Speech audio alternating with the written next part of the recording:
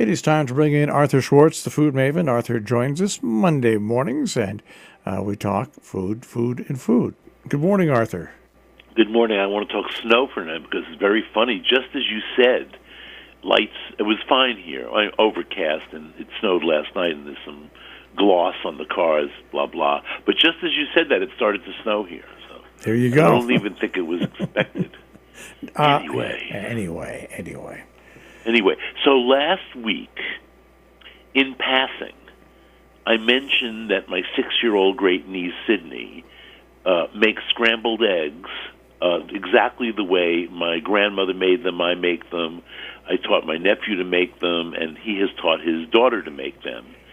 Now, somebody, Tara Nick, wrote me a note and said, oh, you said this in passing, but you didn't tell us how you make scrambled eggs. So here I am today in the new year with a little cooking lesson. The three of the essential things I think everybody should know how to do: scramble eggs, bake a potato, and roast a chicken. But let's put the word roast in the quote marks, because it's not exactly roasting a chicken, but it's the way I roast a chicken. So I'm going to do these three things, but I have to say to start that somebody said to me the other day, well, my wife doesn't cook, she just prepares meals. And I was like stunned by that comment, because isn't preparing meals cooking? Well, my worst nightmare has come true. I've been saying for 30 years, with the advent, maybe it's 25, with the advent of food television, that everybody was looking to chefs as their model of a cook. And, we can't be chefs at home. But it's not the same thing. It's not like cooking in a restaurant for a lot of people, cooking for you and your loved ones, whoever they may be. So now people say, oh, he doesn't cook, he only prepares meals. And then he went on to say, well, cooking is an art. Preparing meals is something you have to do. Well, you know what? Sometimes you have to do things with a little art. Anyway, here's the scrambled. Let's start with the scrambled eggs. They're not the easiest thing. And I must say, this is not the only way to make scrambled eggs.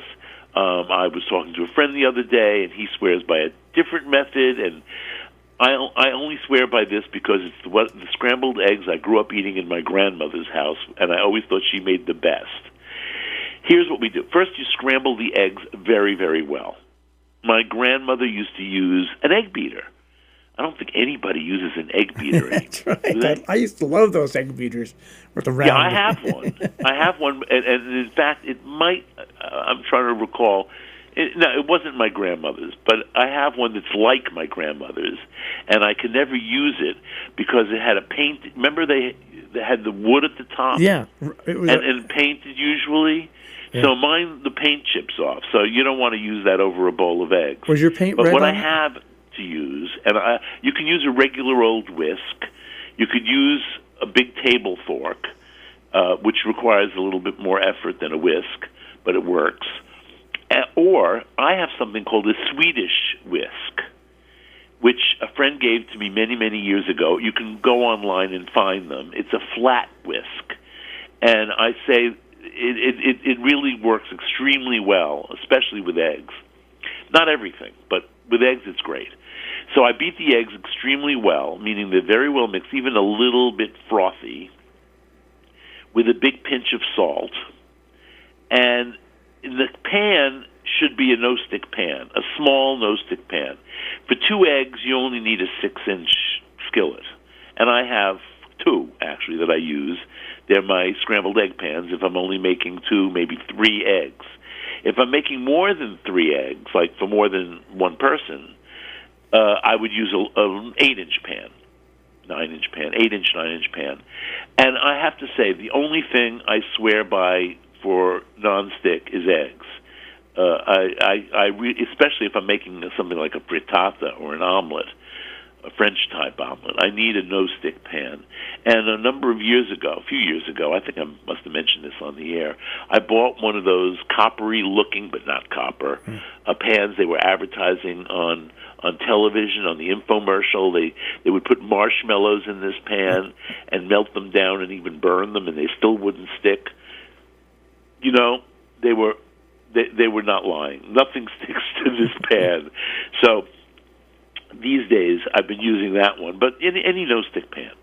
So you put the pan over relatively medium-high, on medium-high heat, and you melt, depending on how many eggs you're making, a piece of butter. Now, even though it's a no-stick pan, I want the butter for flavor, if nothing else.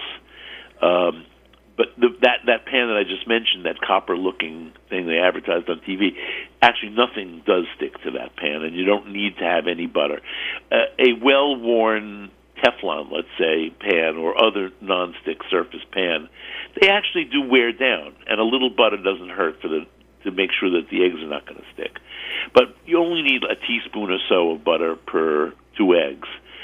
If you're making 4 eggs or 5 eggs or 6 eggs, really a tablespoon of butter is more than enough. So as soon as the butter hits the pan, it's going to start melting, and when it is all melted and sizzling, add your eggs. Don't touch them. Just pour in the eggs, scrape the bowl out with the rubber spatula so you get every last drop. And as soon as you see the eggs firming up around the edges, which will be almost immediately, but not quite, reduce the heat to fairly low or low, and push the eggs. Now, I push my eggs with a rubber spatula, a silicone spatula. Silicone doesn't melt in high heat. So a silicone spatula, and in fact, well, I'll get to that in a minute, and you push the eggs from the edge of the pan into the middle of the pan, and immediately, of course, the runny part will rush to the edges, and it will cook. And after you've done this all around the pan, at least once, maybe twice, at this point, your heat should be on low. You can start moving from the middle to the edge, because, of course, you've pushed all this egg in large, wavy curds into the middle, and now you need to get it out of the middle and get more of the runny egg in the middle. And that's it. When sort of the bottom is almost done, I turn off the heat. By the way, the pan will retain, no matter what pan it is, it'll retain heat for a while and continue cooking the eggs. And I take my spatula and I turn the eggs over so that the wet side can get a little done. I don't like really well-done eggs. If I go to a diner and order eggs, I always say soft scrambled eggs. I never know what I'm going to get. Unlikely I'm going to get what I get at home, but usually they're not, at least they're not well done. And that's it.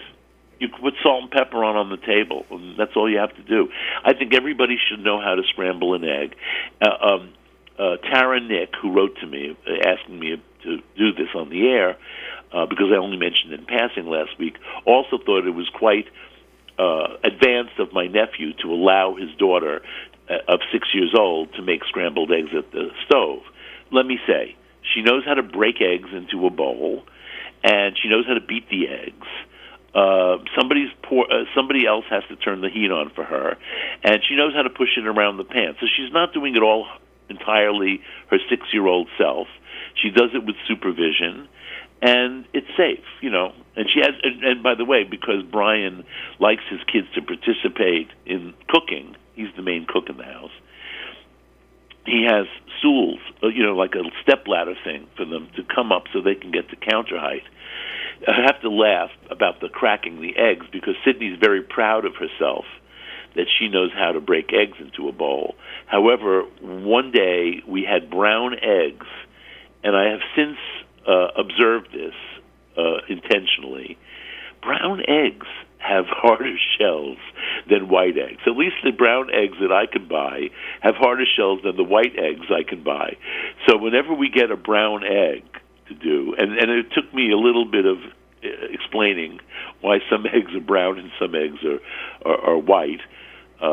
Basically, the color of the chicken is the color of the eggs, but that's not exactly true. Anyway, White chickens do produce white eggs, though. They participate a lot in cooking. So, and her sister's only not even 4 yet, and she actually likes to do it even more than Sydney. She likes to participate in cooking. And one cute story is what were we making? Anyway, I said we were making pancakes. And I said, okay, first we have to measure the ingredients.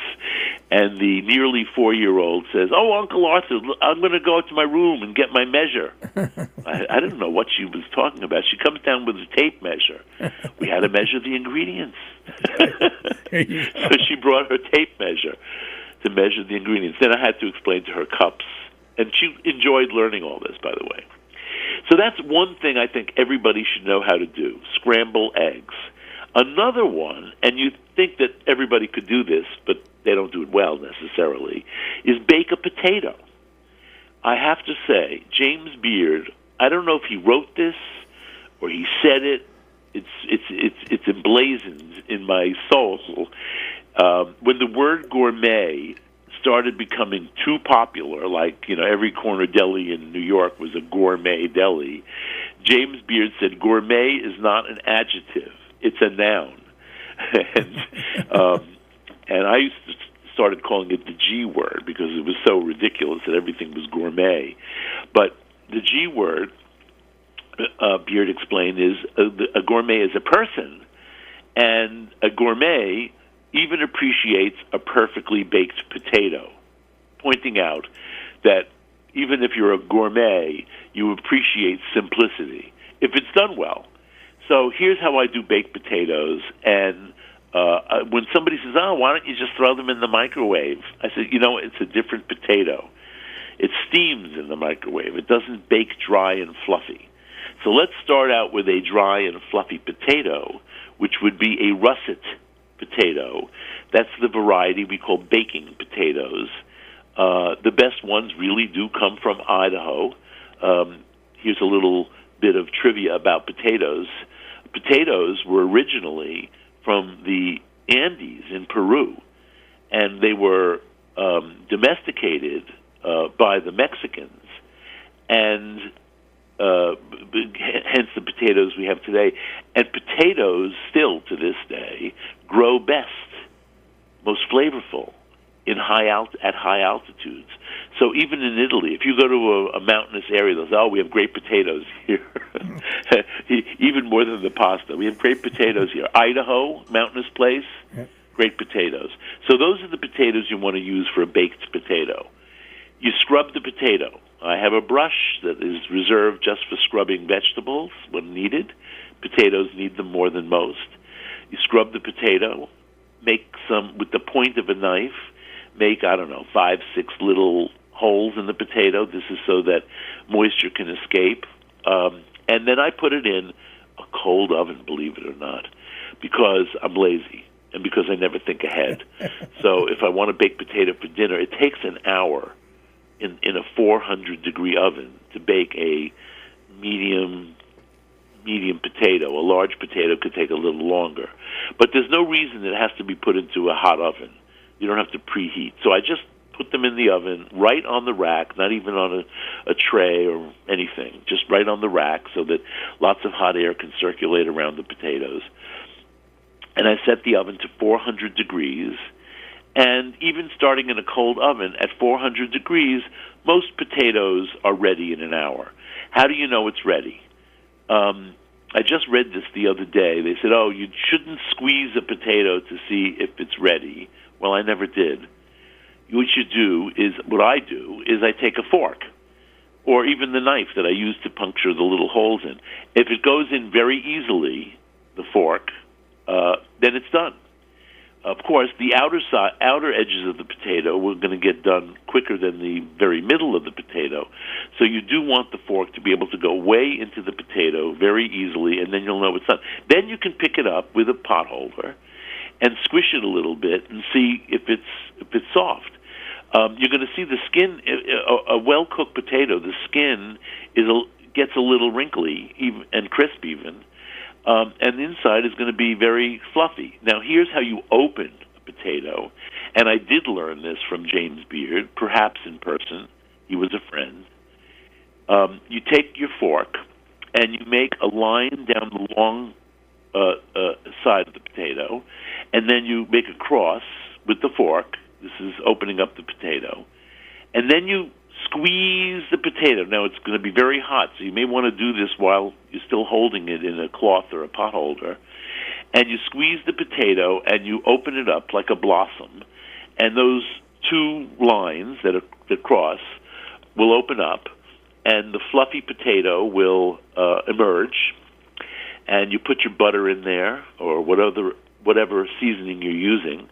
I just like a dab of butter and some salt. And you have a perfect, fluffy, baked potato, a fit for a gourmet, as James Beard would say.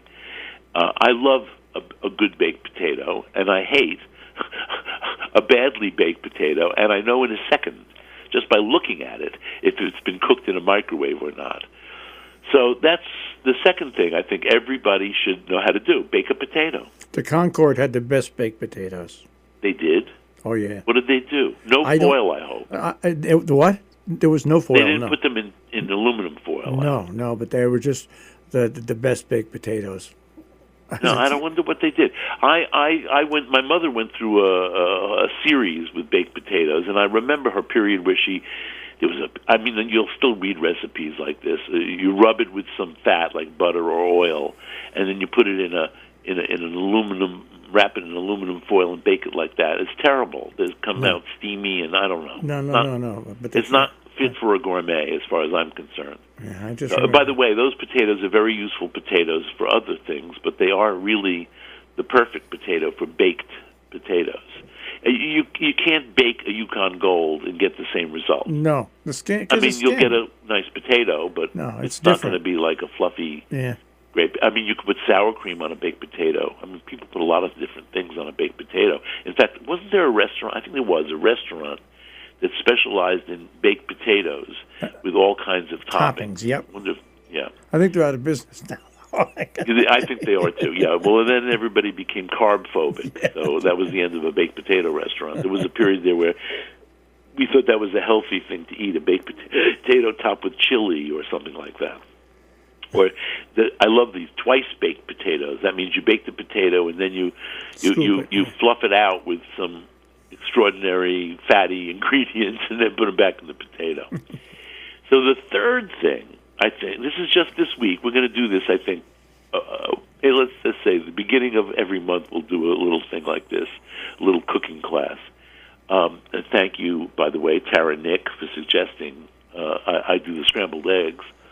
And then we've got a roast chicken. Now, they always say, that's the test of a great chef, and it's so hard to do, and perfection, and people paying a lot of money these days for a roast chicken in a restaurant.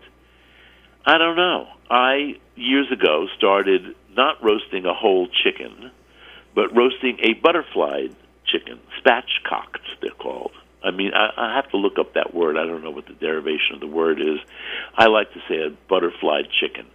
And how I do that, now, I do whole chickens this way, and I do chicken parts this way, although my parts are thighs, my favorite part, our favorite part.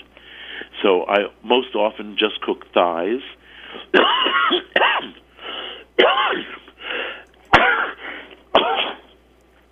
Excuse me. But sometimes I do a whole chicken. And for dinner, we'll just eat the thigh leg joints.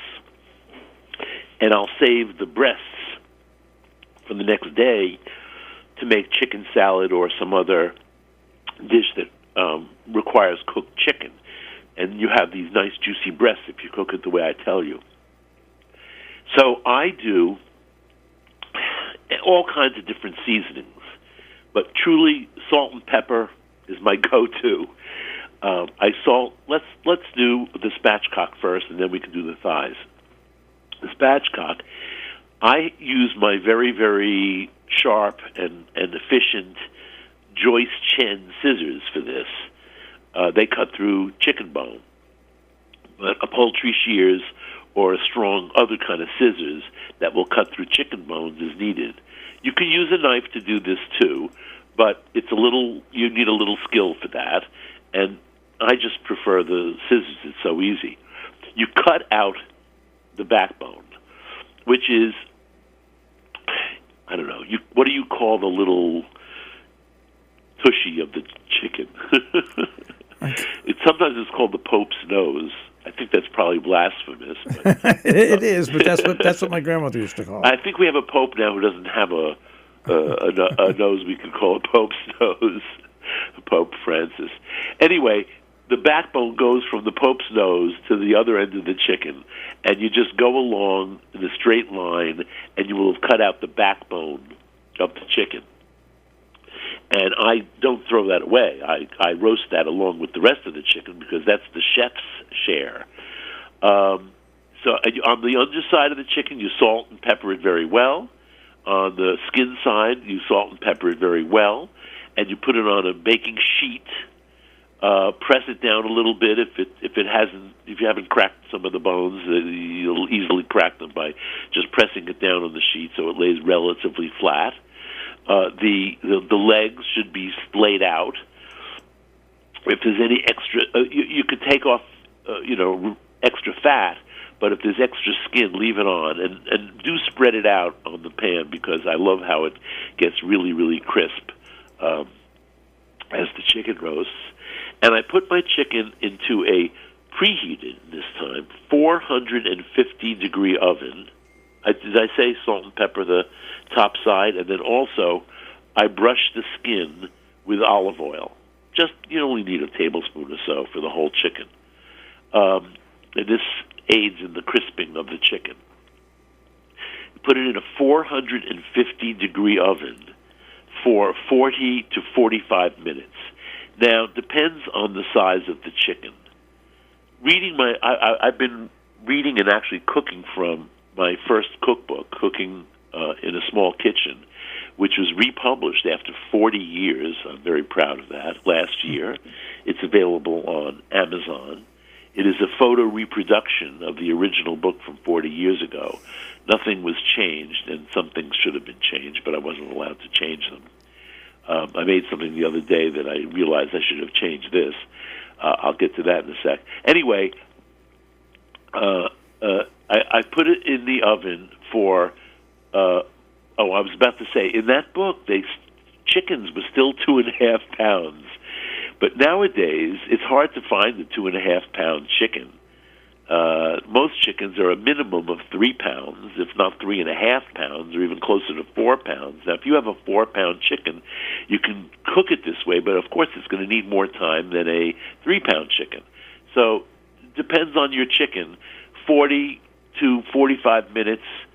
Certainly if it's a big chicken, maybe 50 minutes, but no more than that. And the skin will get really brown and crisp in 50 minutes. But even in 40 minutes, it's beautifully colored and crisp. And that's it.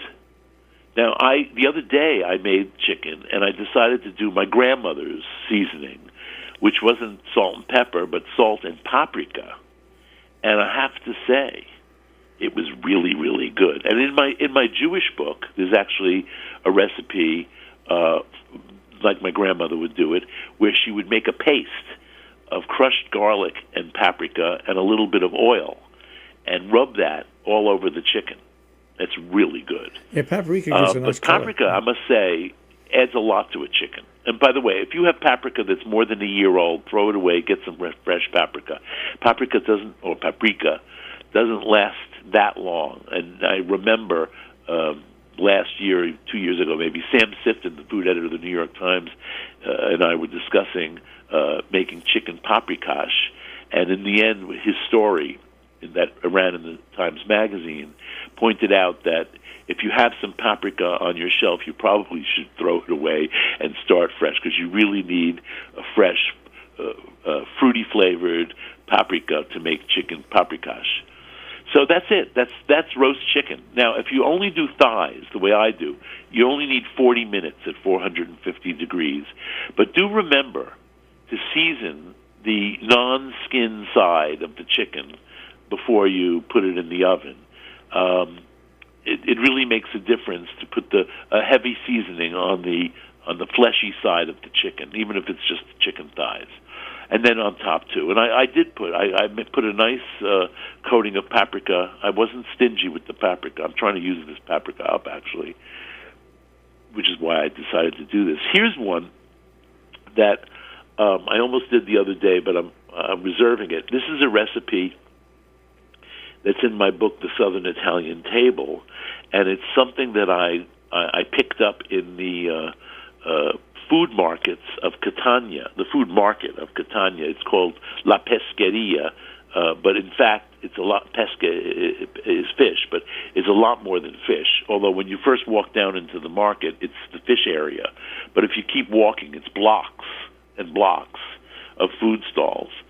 And there's different sections, a dairy section, a pig section, a prepared meat section. And in the prepared meat section, I saw this. I went home and cooked it, and it's become one of my standard things.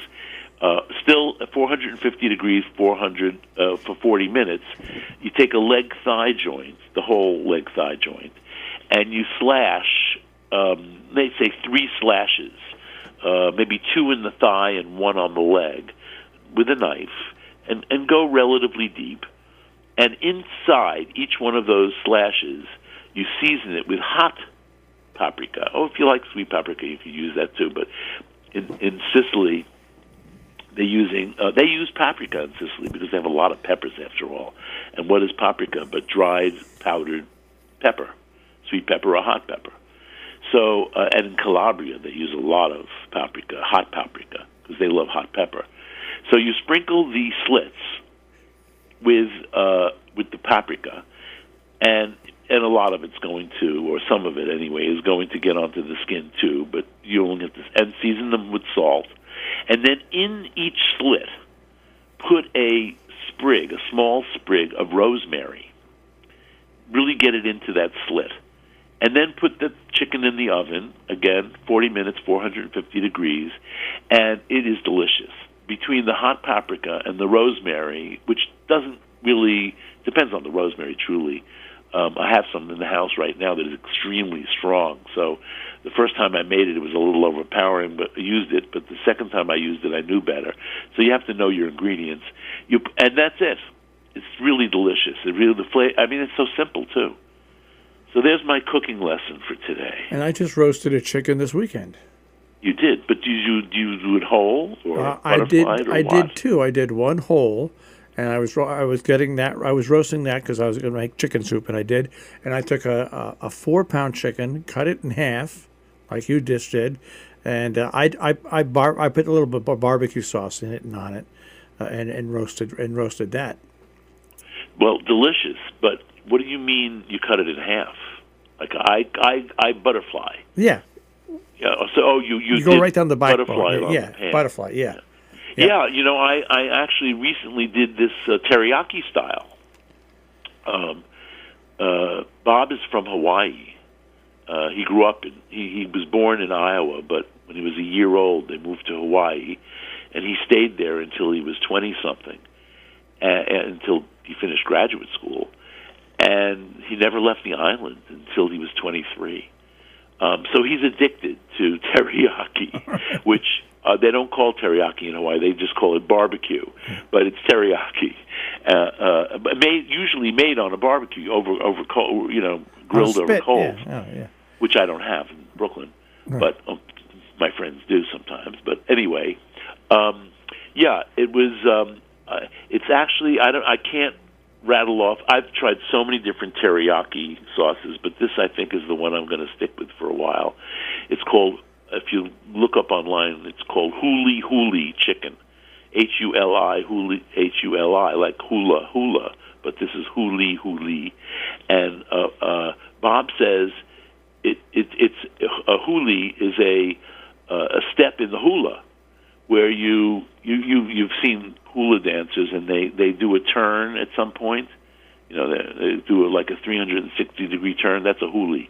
Okay. Well, in this case, the huli means turn. It does mean turn, and the reason it's turn is that when you make teriyaki, and even your barbecue sauce, I would think, because it has sugar in it, tends to burn quickly. Yes. So you have to keep turning the chicken so that it becomes a glaze and it becomes a great flavor, but it doesn't burn. So every time every few minutes you've got to turn the chicken, huli huli. So if you look it up online, you'll find huli huli chicken. There may be a recipe that ran in the New York Times and is on their cooking website. It could be. I don't recall. Next time I want to make it, I'm just going to go on, like I just told you to, and look up huli huli. I don't think there are too many teriyaki recipes called huli huli chicken. All right. The surprising ingredient in that particular teriyaki sauce was ketchup. But in the end, it doesn't taste like ketchup at all. My feeling about it is that it possibly was hoisin sauce originally, and in a lot of Chinese-American recipes, certainly in Hawaii, which is a very cross-cultural place, never saw so many biracial families or triracial families as in Hawaii. Ketchup is often a substitute for hoisin sauce. So it would taste more Chinese probably if you used hoisin instead of ketchup. But you wouldn't know in the end that this teriyaki sauce was based on ketchup, with soy sauce, of course. All right. That's the cooking lesson for today. So everybody have a great New Year. I think we haven't talked since New Year. And enjoy the snow. All right. We'll speak to you next week, Arthur. Take care.